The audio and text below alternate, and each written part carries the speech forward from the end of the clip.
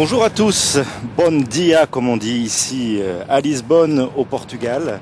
Nous allons ensemble pendant ces 4 jours suivre tous les rassemblements et les rencontres, les célébrations du pape Benoît XVI, puisque c'est le 3e pape à se rendre ici au Portugal, après Paul VI en 67, Jean-Paul II qui est venu 3 fois en 82, un an après l'attentat de la place Saint-Pierre, et puis en 91 et en 2000. Alors, nous sommes à quelques kilomètres de la ville de Lisbonne et le pape Benoît XVI a pris l'hélicoptère ce matin entre le Vatican et l'aéroport romain et a fait donc ce vol. Et vous le savez, comme le veut la tradition, c'est dans un avion d'Alitalia que le pape vient ici au Portugal. Il repartira à la fin du voyage vendredi dans un avion de la compagnie aérienne du Portugal. Alors, pendant ces 4 jours, le pape va se rendre donc ici à Lisbonne pendant les 2 premières journées, et puis ça va vraiment être le centre de son voyage à Fatima. Le thème de ce voyage qui a été suggéré par les évêques portugais, c'est « Avec toi, nous marchons dans l'espérance ». Comme lors des voyages de ses prédécesseurs, ce déplacement pontifical est donc centré autour du sanctuaire de Fatima, au cœur du pays, qui est le lieu d'apparition de la Vierge Marie à 3 jeunes bergers. C'était le 13 mai, lors de la première apparition en 1917. Et cette année, c'est le 10e anniversaire de la béatification de Jacinthe et François, les petits bergers de Fatima. Le Saint-Père, pendant tout ce voyage, va être particulièrement attentif aux 3 priorités indiquées par les évêques du Portugal: la culture, l'engagement social et les prêtres. Et le pape va s'exprimer et va aborder, notamment dans ses discours et ses interventions, des sujets de société dans ce pays qui s'apprête à légaliser le mariage homosexuel. Vous savez qu'il a été voté par la Chambre des députés et le président doit ratifier cette loi.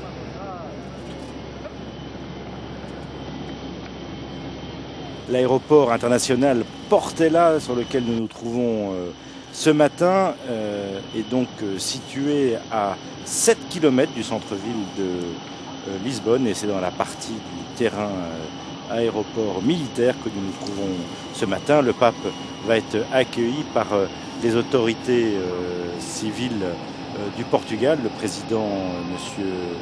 Cavaco Silva, et puis bien entendu le Premier ministre José Socrates, et aussi bien entendu les différents évêques de la conférence épiscopale portugaise, dont le cardinal, archevêque de Lisbonne, le cardinal Polycarpe, que nous connaissons bien, puisque si vous vous souvenez, Lisbonne faisait partie des différentes villes pour ce congrès de la nouvelle évangélisation qui avait rassemblé notamment Paris, Lisbonne, Bruxelles. Et pendant toute cette cérémonie protocolaire à l'aéroport, ça va donc être le président de la République qui va accueillir le pape Benoît XVI pendant... Et vous savez que c'est le 3e voyage depuis du pape en Europe, puisqu'il y a eu Malte au mois d'avril que nous avons pu suivre, il y a Portugal au mois de mai, puis Chypre aussi qui aura lieu début juin. Et puis en septembre, le pape se rendra aussi en Grande-Bretagne. Alors, il y a eu plusieurs rassemblements préparatifs à cet accueil du pape ici au Portugal. Et les Portugais attendent le Saint-Père, le chef de l'Église catholique, qui vient non seulement en pasteur, mais aussi en tant que chef de l'État du Vatican. Et on voit cette cérémonie qui est là dans cette première partie d'accueil du Saint-Père, puisqu'il y aura une deuxième partie tout à l'heure que nous vivrons cette fois-ci au centre de Lisbonne, où le pape sera accueilli une deuxième fois par le chef de l'État, cette fois-ci dans un des plus beaux monuments du Portugal, au cœur de Lisbonne, au monastère de Los Jerónimos, qui est le bâtiment où le chef de l'État accueille les hôtes de marque, et notamment les chefs de l'État. Alors il y a un accueil populaire qui est organisé ici, où vous savez que le pape arrive dans un pays où la pratique religieuse est très importante, hein, plus de 10 millions d'habitants, et avec de très nombreux catholiques, où la religion tient une place très importante dans la vie des Portugais. Et bien entendu, nous arrivons autour du 13 mai, qui est une fête et un jour férié d'ailleurs ici au Portugal. Les Portugais vont se rendre très nombreux comme chaque année, et particulièrement encore plus cette année au sanctuaire de Fatima pour prier la Vierge. Et on sait le lien important entre la Vierge de Fatima et les papes. Alors, la majorité des Portugais, à peu près 85%, sont de confession catholique.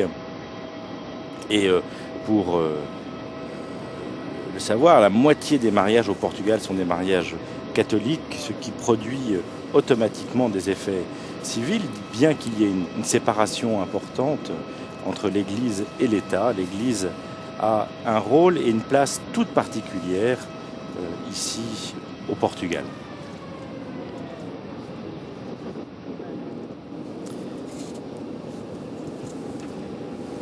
Philippine de Saint-Pierre était dans le voyage, dans l'avion. Alors Philippine, je ne sais pas si vous m'entendez. Je vous entends, Thomas. Voilà, bonjour. Alors comme traditionnellement, le pape a dû répondre à quelques questions des journalistes. Qu'a-t-il abordé pendant son voyage ? Écoutez, le pape est venu en effet, comme le veut la tradition des voyages pontificaux, dire quelques mots aux journalistes. Il a passé un petit quart d'heure à l'arrière de l'appareil, principalement sur 3 thèmes. Il est revenu sur l'histoire du Portugal, son histoire singulière, à la fois comme grand témoin et propagateur de la foi catholique sur les 5 continents, mais aussi comme un pays qui avait déjà une longue expérience du dialogue entre le sécularisme et la foi, une habitude du dialogue dont Benoît XVI a souligné l'importance dans cette Union européenne d'aujourd'hui marquée par le multiculturalisme, une culture européenne qui serait uniquement rationaliste et qui n'aurait pas la dimension religieuse et transcendante ne serait pas capable d'entrer en dialogue avec les autres grandes cultures de l'humanité, a-t-il dit. Et puis le pape a voulu nous parler aussi de la crise économique avec ses composantes morales. Nous voyons que même d'un point de vue pragmatique, a-t-il expliqué, l'accompagnement éthique n'est pas une question extérieure mais intérieure à l'économie. Et puis le pape, et c'est sans doute ce que retiendront tous les médias, est revenu sur le commentaire de la 3e partie du secret de Fatima, cette grande question des souffrances de l'Église. Vous savez que c'est la partie que l'on a assimilée à la tentative d'attentat, à l'attentat contre le pape Jean-Paul II le 13 mai 81. Mais on peut en faire une interprétation plus contemporaine, a souligné Benoît XVI, une interprétation avec un angle nouveau sur les souffrances de l'Église. Il est vrai que dans la vision de Fatima, on voit la nécessité d'une passion de l'Église qui est centrée sur le pape, mais ce sont toutes les souffrances de l'Église qui sont annoncées. Le Seigneur a annoncé que l'Église devrait souffrir de différentes manières jusqu'à la fin des temps. L'important, c'est que le message, la réponse de Fatima, eh bien, elle est fondamentale. Conversion permanente, pénitence, prière et les 3 vertus cardinales, foi, espérance et charité. Et puis une autre nouveauté, a expliqué le pape, c'est que nous voyons aujourd'hui que la souffrance de l'Église ne vient pas seulement de l'extérieur, mais aussi de l'intérieur. La plus grande persécution contre l'Église, c'est le péché dans l'Église, dit le pape, faisant référence au scandale des abus sexuels sur mineurs. Nous l'avons toujours su que le péché était dans l'Église, mais nous le voyons aujourd'hui d'une manière terrifiante, souligne-t-il, le pape qui insiste. L'Église a un grand besoin de réapprendre la pénitence, la purification et de s'engager au service du pardon, mais aussi de la justice. Le pape qui a voulu terminer en rappelant aussi que les forces du bien sont à l'œuvre dans le monde et que finalement, c'est le Seigneur qui a le dernier mot de l'histoire. Merci Philippine. Bien entendu, nous reviendrons et nous entendrons le pape parler sur tous ces sujets pendant cette journée. Et on sait le lien important. On sait que le pape a travaillé notamment de manière intensive sur tous les différents secrets révélés et toute la partie théologique du message de Fatima. Bien entendu, on vous retrouvera pendant tout ce voyage. Pendant que Philippine parlait, nous avons vu le Saint-Père descendre sur le tarmac de l'aéroport, accueilli par le président de la République et le cardinal Polycarpe. Et je vous propose de nous joindre à la joie qui se déroule en ce moment sur l'aéroport.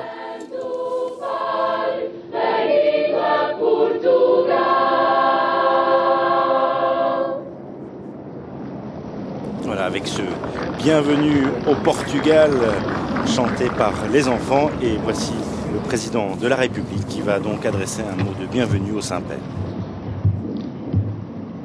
C'est avec une grande joie é com profundo júbilo et au nom que, em de meu tout le nome peuple portugais, e em nome de todo o Je povo donne la português, à dou sa as sainteté. boas-vindas à Vossa Santidade no início de Au uma début visita de cette visite plena de significado qui est para pleine de Portugal. signification pour le peuple portugais. português Le peuple portugais Tem por tradição est pour tradition receber com hospitalidade accueille avec todos hospitalité quantos o visitam. tous ceux qui leur rendent No visite. caso de Vossa Santidade, Et c'est le cas de votre a sainteté. essa hospitalidade Cette vem hospitalité juntar-se a profunda alegria est une do grande intenso joie pour nous, fervor dos fiéis pour les que em vós fidèles acolhem qui vous o accueillent, sucessor do apóstolo Pedro.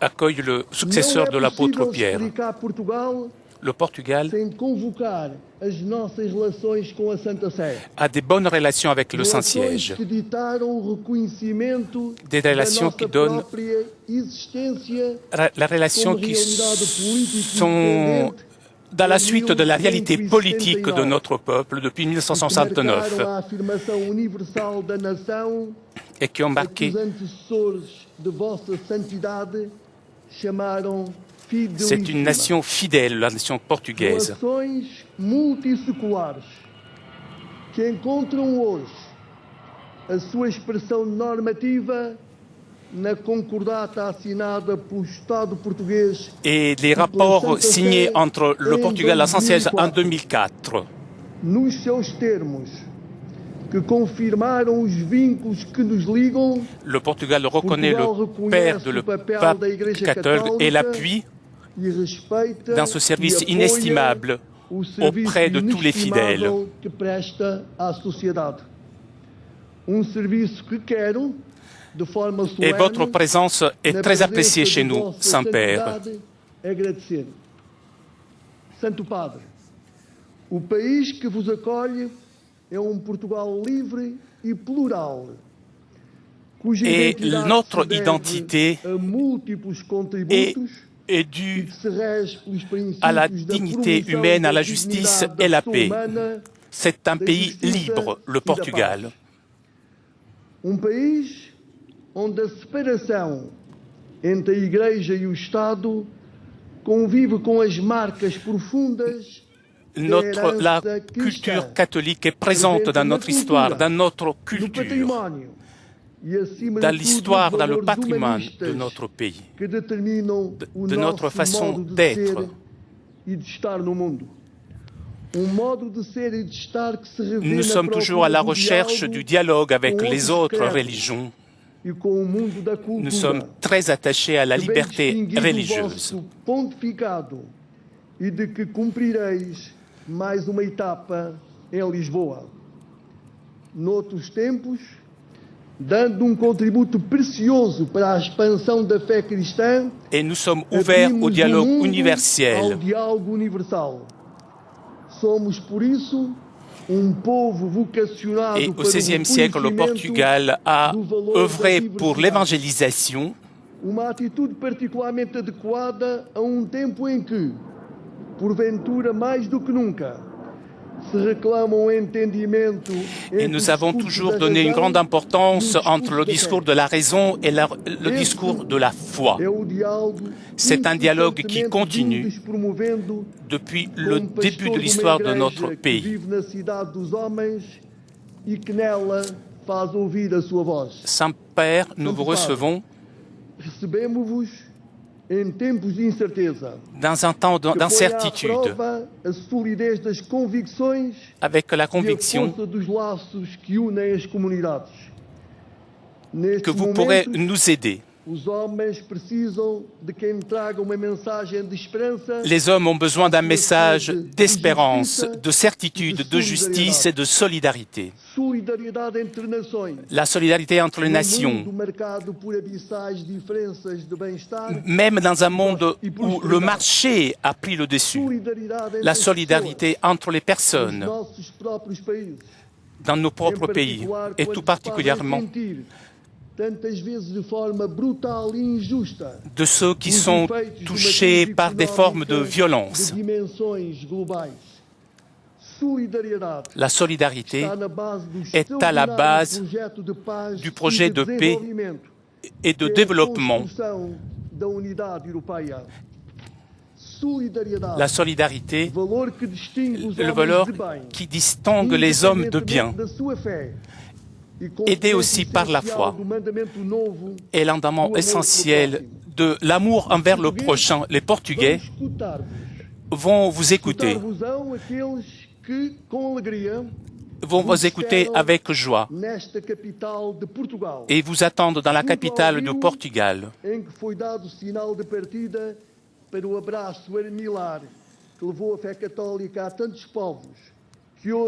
L'Église de Lisbonne vous embrasse et vous attend. Nous vous attendons dans le sanctuaire de Fatima que vous connaissez bien. C'est un endroit spécial. C'est un endroit de pélégrination des catholiques qui viennent du monde entier.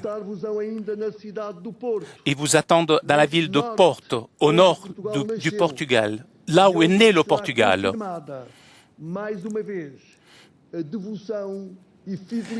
Une ville de fidélité, de tant de Portugais, sainteté. Au nom du peuple portugais, nous vous invitons à venir au Portugal et avec une grande joie et une grande émotion qu'au nom de tous les Portugais, vous êtes le bienvenu, Saint-Père.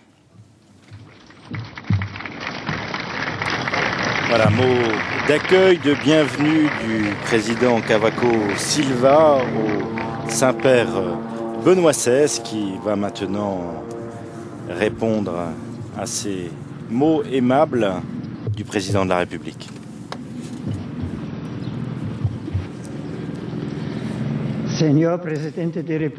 Monsieur le Président de la République, illustres autorités de la nation, chers frères dans l'épiscopat, Mesdames et Messieurs, c'est aujourd'hui seulement que je puis répondre aux aimables invitations de Monsieur le Président et de mes frères évêques à visiter cette antique et bien-aimée nation qui célèbre cette année le premier centenaire de la proclamation de la République. En foulant son sol pour la première fois depuis que la divine providence m'a appelé sur le siège de Pierre, je suis grandement honoré et reconnaissant pour votre présence à tous, respectueuse et accueillante. Je vous remercie, Monsieur le Président, de me recevoir avec tant de cordialité en vous faisant l'interprète des sentiments et des espérances du peuple portugais. À tous, indépendamment de leur foi et de leur religion, j'adresse un salut amical, en particulier à ceux qui n'ont pas pu venir à ma rencontre. J'arrive un pèlerin de la Vierge de Fatima, chargé par le Très-Haut de conforter mes frères qui progressent dans leur pèlerinage vers le ciel. Dès l'aube de son histoire, le peuple portugais s'est tourné vers le successeur de Pierre pour faire reconnaître son existence comme nation. Ensuite, l'un de mes prédécesseurs a honoré le Portugal en conférant à Sora le titre de très fidèle, en raison de grands et durables services rendus à la cause de l'Évangile. Quant à l'événement qui s'est produit voici 93 ans, quand le ciel s'est littéralement ouvert sur le Portugal comme une fenêtre d'espérance ouverte par Dieu lorsque l'homme lui ferme la porte pour rétablir au sein de la famille humaine les liens de la solidarité fraternelle fondés sur la reconnaissance mutuelle du même et unique Père. Il s'agit d'un besoin d'amour de Dieu. Il ne dépend ni du pape ni d'aucune autre autorité ecclésiastique.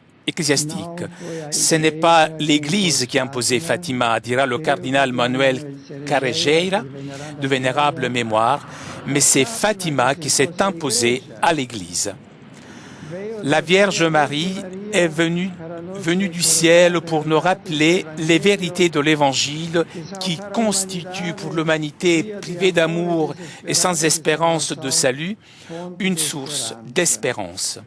Certes, cette espérance est comme dimension première et radicale, non pas une relation horizontale, mais une relation verticale et transcendante. La relation avec Dieu est constitutive de l'être humain, créé et ordonné à Dieu. Celui-ci cherche la vérité par ses facultés cognitives, il tend vers le bien par sa volonté et il est attiré vers la bonté et par son sens esthétique. La conscience est chrétienne dans les mesures, elle s'ouvre à la plénitude de la vie et de la sagesse que nous avons en Jésus-Christ. La visite que je commence maintenant sous le signe de l'espérance entend être une proposition de sagesse et de mission. Une vision sage de la vie et du monde engendre un juste ordonnancement de la société. Placée dans l'histoire, l'Église est disposée à collaborer avec celui qui ne marginalise pas ou ne réduit pas au domaine privé de la considération essentielle du sens humain de la vie.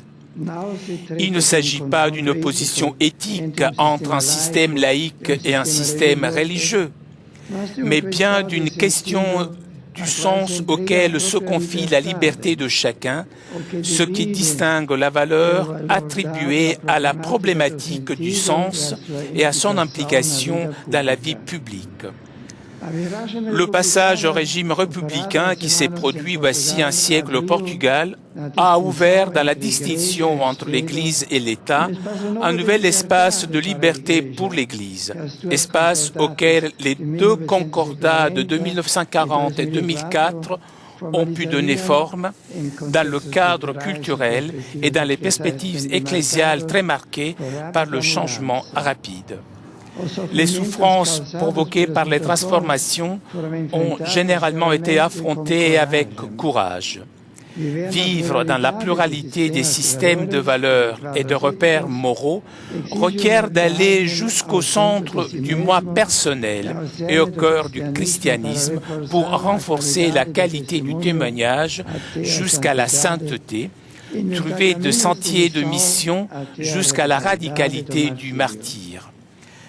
Chers frères et amis portugais, je vous remercie encore une fois pour la cordialité de votre accueil. Que Dieu bénisse ceux qui se trouvent ici et tous les habitants de cette noble et bien-aimée nation que je confie à la Vierge de Fatima, image sublime de l'amour de Dieu qui vous embrasse tous comme des fils.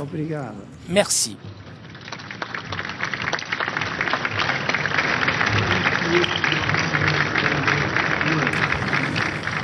Voilà, premier mot de ce pèlerin de la Vierge de Fatima, chargé par le Très-Haut de conforter ses frères qui progressent dans leur pèlerinage vers le ciel.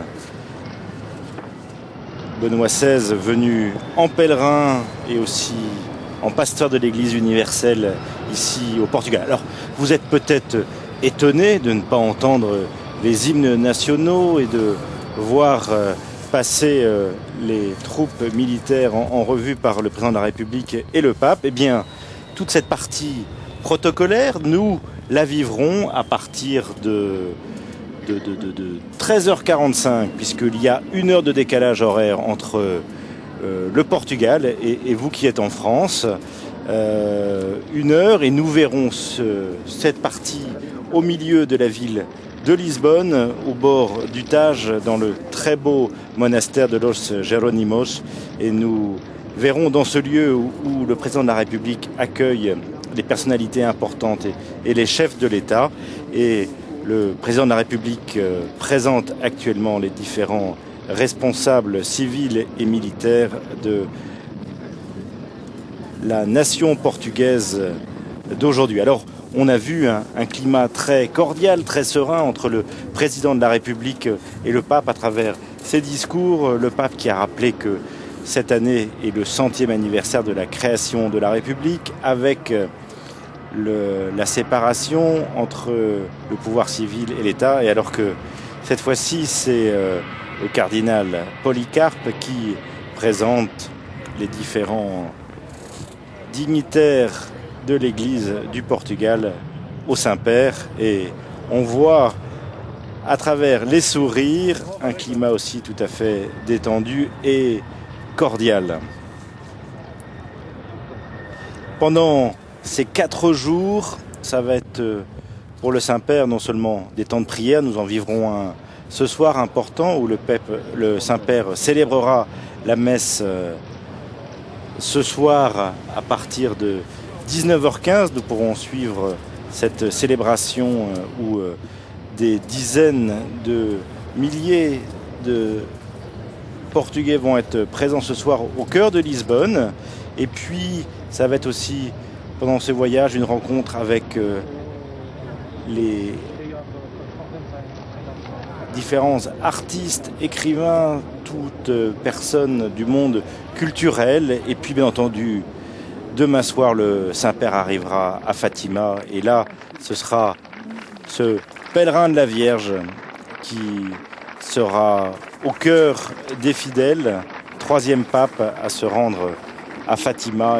Et l'on sait l'importance pour les papes de la Vierge de Fatima en ce 13 mai. Alors, vous avez entendu Philippine de Saint-Pierre tout à l'heure qui nous disait que le pape a parlé du fameux 3e secret de Fatima pendant son voyage en avion aux journalistes. Nous sommes sûrs qu'il y reviendra de façon encore plus détaillée pendant ces journées-là. Et puis, en fin de voyage, le pape se rendra à Porto, l'autre grande ville du Portugal. Alors, c'est avec joie que nous allons suivre en direct sur KTO toutes ces étapes de ce voyage. Et pendant que le Saint-Père quitte l'aéroport, nous allons nous aussi rendre l'antenne à l'équipe de KTO à Paris.